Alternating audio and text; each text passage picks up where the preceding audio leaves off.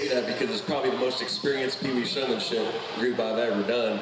There are a lot of good showmen out here at a very, very young age.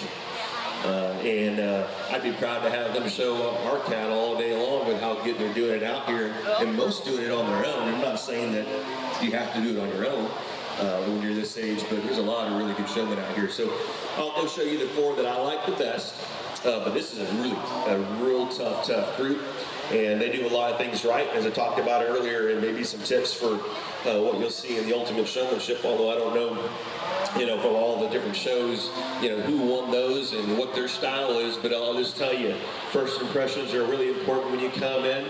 As a judge, we know if you're here to compete, or if you're just here to have a good time. And it's okay to have a good time, but if you're going to come to showmanship, let's come out here and win this thing. And then when you come out here, can you get them presented? Can you do it in a very, in the most natural way possible? And that looks a lot different. The way I describe it is, if you're walking around the barns or in school, how do you hold yourself? Do you cock your head to the side? Do you cock it down low? Do you stare at someone so intently that, makes them feel awkward? There's a balance to all that stuff. And so how can you just be natural about how you present? Because you shouldn't look any different out here than when you would just outside the ring.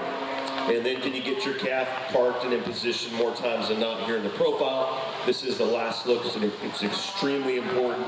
Every animal's built differently, so they're all going to look a little different in how you get them presented and where the feet need to be placed, and you have to practice that at home. And I'll tell you, this group out here, there's a lot that know these animals and know how to get them properly presented, and that's really awesome. So let's give one big round of applause for our Pee Wee showmen. They did an excellent job, and I'm just not blowing smoke. You guys did an excellent job. I'll go show you the top 4 overall. Tough choice, because there's a lot of good showmen. Congratulations.